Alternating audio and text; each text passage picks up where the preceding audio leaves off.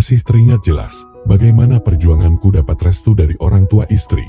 Walau beberapa kali dapat penolakan, tapi yang namanya jodoh pasti bersatu. Mungkin karena aku orang yang tak punya, jadi mereka berpikir nantinya hidup anak mereka akan sengsara. Tapi aku membuktikan dengan usaha serta kerja keras. Kini perlahan bapak mertua yang dulu tak setuju, mulai melunak padaku, meski terkadang sikapnya masih acuh. Tapi ku yakin beliau sudah berubah. Berbeda dengan ibu mertuaku, yang sejak dulu tak masalah dengan hubungan kami. Malah beliau mendukung asal nanti tanggung jawab dengan keluarga. Belum memiliki rumah sendiri, membuat kami harus menumpang dulu di rumah mertua. Sekalian Ita istriku merawat dan bantu bapak mertua yang seorang petani. Bapak mertuaku memang punya lahan persawahan luas yang ia garap sendiri. Sedang ibu mertuaku merantau ke kota berjualan gorengan. Namanya Ibu Marni, yang kini sudah berusia 43 tahun, namun beliau masih begitu bugar dan kulitnya masih kencang. Meski ia harus jalan kaki untuk menjual gorengan, keliling gang sempit dengan menggendong ember berisi bermacam gorengan. Aku tahu, karena sama-sama merantau di tempat yang sama, namun kami beda kontrakan. Biasanya aku bertemu ibu mertua waktu beliau masih ada di pasar. Saat pagi ibu mertua jualan gorengan di pasar, yang kebetulan juga, aku mangkal di sana dari jam 9 hingga 2 siang. Aku sendiri jualan bakso menggunakan gerobak. Sambil menunggu pembeli, biasanya kami gunakan untuk ngobrol. Namun pagi ini, tak terlihat ibu mertua berjualan, yang entah sedang libur atau kemana, aku sendiri belum tahu pasti. Beliau juga tidak memberi kabar, padahal jika perlu apa-apa, ibu mertuaku itu selalu menghubungiku. Maklum hanya aku keluarganya di sini, semua anak-anaknya di kota lain. Dari mulai datang hingga aku keliling, tak kulihat ibu mertua, membuat aku bertanya-tanya. Hingga akhirnya, setelah daganganku tinggal sedikit, aku mampir ke kontrakannya. Aku hanya ingin memastikan jika ibu mertuaku dalam keadaan baik-baik saja. Bagaimanapun juga sudah menjadi tanggung jawabku pada beliau. Kontrakan ibu mertuaku terletak di pinggir sungai, yang setiap musim penghujan pasti banjir. Kalau sudah begitu, biasanya beliau mengungsi ke kontrakanku. Sore itu kontrakan dengan cat biru yang sudah mulai pudar, tampak sepi. Mengingat di sini semuanya pedagang dan perantau dari kampung. Kontrakan paling ujung adalah tujuanku, karena di sanalah ibu mertua tinggal. Ku ketuk pintu beberapa kali, tak lama pintu dibuka lalu tampak ibu mertua yang pucat. Ibu sakit, pucat gitu mukanya, kataku. Iya Ron, dari kemarin kepala ibu pusing, badan rasanya meriang, jawabnya. Sudah minum obat belum Bu? Tanyaku khawatir. Bagaimanapun juga aku harus menjaga, serta merawat ibu mertua meski aku hanya anak mantu tetap harus berbakti pada beliau. Tadi pagi dah minum obat. Tapi kayaknya masih sama saja Ran, ucap ibu mertua yang pasrah dengan raut wajah yang terlihat semakin pucat. Maaf ya Bu, kataku mencoba memegang kening ibu mertua yang terasa begitu panas. Badan ibu panas banget, mending kita ke dokter, saranku. Gak usah, malah ngerepotin, kamu masih jualan kan, katanya sambil melihat ke arah jalan, di mana gerobakku terparkir, yang sengaja tak kubawa ke depan kontrakan. Dagangan Roni tinggal dikit kok Bu, mending saya antar ibu periksa dulu, takut malah makin parah sakitnya, ucapku. Ya sudah, ibu siap-siap dulu, kata ibu mertua setuju. Ibu mertua ini gampang sekali dibujuk, apalagi kalau sudah merasakan sesuatu, beliau akan langsung mau, tanpa perlu berdebat panjang. Itulah salah satu sifat beliau yang kusuka. Aku bergegas pulang, untuk ganti biji, serta mengambil motor, untuk mengantar ibu mertua periksa. Kubiarkan saja bakso yang masih di atas gerobak. Saat kembali, ibu mertua sudah menunggu di pinggir jalan. Beliau mengenakan jaket, serta celan luah panjang, dan saat aku sampai, ibu mertua langsung naik ke atas motor. Kutarik gas pelan-pelan menyusuri jalan yang ramai sekali. Sesekali aku harus mengerem, karena banyaknya kendaraan, serta menghindari lubang di beberapa bagian jalan. Ibu mertua memeyukuh begitu erat, karena mungkin takut terjatuh. Namun bagiku, ini suatu momen yang mendebarkan, jarang sekali aku dapatkan. Hal yang sama kembali aku rasakan, waktu mengantar ibu mertua pulang setelah diperiksa. Kutarik gas motor pelan, supaya lebih lama, sekalian berhati-hati. Tak ada yang perlu dikhawatirkan Bu Mertua, hanya demam biasa. Beliau hanya perlu istirahat yang cukup, dan minum obat yang sudah dikasihkan dokter. Makasih ya Ron, jadi ngerepotin kamu, ucap Ibu Mertua. Kami sudah sampai di kontrakan beliau. Gak kok Bu, sudah jadi kewajiban saya, Ibu gak usah sungkan-sungkan. Aku juga anakmu, meski hanya anak mantu, terangku. Ibu mertuaku hanya diam dan terlihat bingung. Ibu boleh minta tolong lagi Ron, tolong beliin pisang buat minum obat. Ibu gak bisa kalau gak ada pisang. Ya Bu, sebentar Roni belikan dulu, jawabku. Aku langsung keluar untuk mencari pisang, dan aku langsung menuju warung buah yang ada di sekitar. Ternyata ibu mertuaku masih suka pisang, bahkan sangat butuh guna untuk meminum obatnya.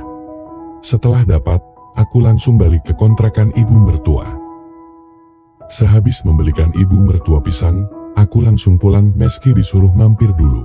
Tapi aku menolak, karena pikiranku sedang tidak nyaman. Meski sudah berulang kali membonceng ibu mertua, tapi tetap saja terkadang aku mendapat pikiran yang aneh sekaligus tak wajar.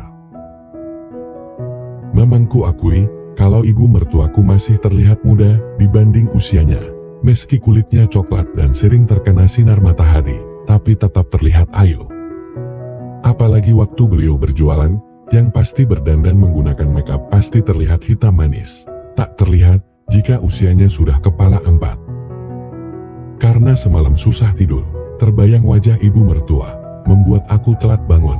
Alhasil hari ini aku libur, yang bisa kugunakan buat istirahat untuk melemaskan otot-otot yang kaku. Tapi aku kembali teringat ibu mertua yang sakit, dan belum tahu kondisi terakhirnya. Jadi kuputuskan untuk menemui beliau, sekalian membawakan sarapan untuknya. Beda dengan kemarin, kali ini agak ramai dengan para penghuni yang sibuk dengan urusan masing-masing. Ada yang main-main, ada juga yang menyiapkan dagangan. Tampak pintu kontrakan ibu mertua masih tertutup, mungkin beliau belum bangun. Ku ketuk beberapa kali sampai dibuka, lalu muncullah ibu mertua dari dalam. Kamu Ron, ibu kira siapa? Ayo masuk, ucap ibu mertuaku yang kali ini wajahnya tampak lebih segar dibanding kemarin. Dan pakaiannya juga sudah biasa, menggunakan dastuar yang sering dipakai emak-emak pada umumnya. Ibu sudah sarapan? Tanyaku. Belum, rasanya masih pahit sama mual kalau dimasuki makanan, ucap beliau. Ya tapi kan ibu tetap harus makan buat minum obat. Ini Roni beli bubur di depan buat ibu sarapan ya. Kita sarapan bareng Bu, ajakku yang hanya dijawab dengan anggukan oleh ibu mertua sambil sedikit tersenyum. Kami sarapan berdua, yang mana ibu mertuaku tampak terpaksa menghabiskan buburnya. Karena mungkin perutnya masih mual, tapi terus ku semangati supaya dihabiskan. Setelah habis dan beliau minum obat, kini kami ngobrol sembari nonton TV. Tolong tutup pintunya Ron, dingin sama banyak debu, ucap ibu mertuaku. Aku pun hanya menurut, lalu kembali duduk di sebelah beliau. Biasanya kalau masuk angin begini, ibu langsung dikerokin baru bisa sembuh, ucap ibu mertua. Mendengarnya aku refleks menjawab. Biar Roni kerokin, kalau memang sudah jadi kebiasaan suka dikerok, ucapku penuh antusias. Biasanya ada Bu Giminan di sebelah, tapi dia lagi pulang kampung. Apa kamu bisa Ron? Tanyanya. Dicoba dulu Bu, kalau enaknya lanjut, jawabku sambil tersenyum. Mertuaku langsung mengambil minyak kayu putih, serta uang koin 1000-an yang biasa ia pakai. Lalu diserahkan padaku dengan setengah tak percaya ku terima. Ini kesempatanku untuk mendapatkanmu Bu mertua, ucapku dalam hati. Ibu mertua kemudian duduk membelakangiku dengan bersila. Pelan-pelan aku pun kerokin panggungnya, pikiranku sudah mulai traveling kemana-mana. Sampai-sampai aku memikirkan caranya, agar ibu mertua mau, lalu aku pun ajak ibu mertua untuk ngobrol, biar suasananya gak begitu hening. Ibu gak pengen di rumah aja, daripada merantau begini. Mending bantu bapak di sawah, saranku. Gafrod, ibu masih ingin cari uang, agar tidak tergantung pada bapak.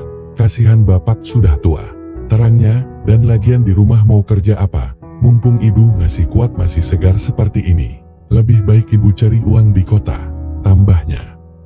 Begitu ya Bu, Emang gak kangen sama bapak, Bu? Tanyaku sedikit memancingnya, agar ia mau cerita apa yang ada dalam pikirannya. Ya kangen sih, biasa aja Ron. Lagian bapak itu juga sudah tak bisa apa-apa. Sudah gak bisa aktif lagi untuk urusan suami istri. Ibu sudah hampir 5 tahun tak mendapatkan itu semua.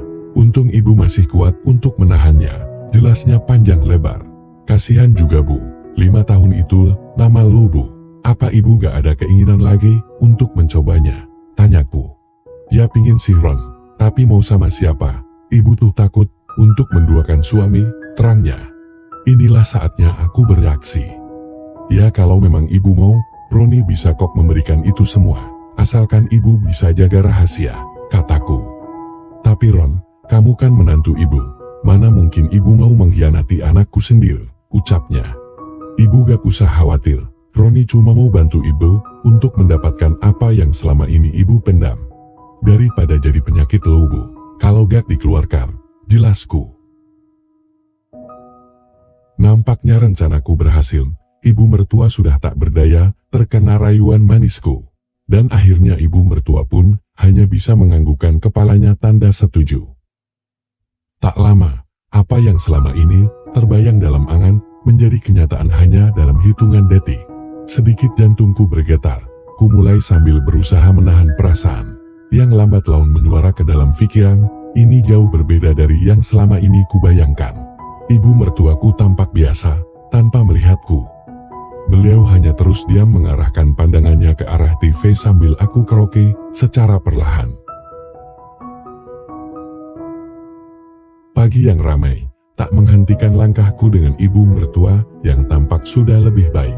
Suasana jadi lebih indah setelah ibu mertua menurutinya. Semua terjadi begitu saja tanpa kupikir panjang, hingga kami sama-sama terdiam seolah tak menyangka hal itu akan terjadi di antara aku dan ibu mertuaku. Perasaan bersalah namun cukup lega, karena semua udah terjadi, meski akhirnya harus begini. Entah harus bagaimana nantinya.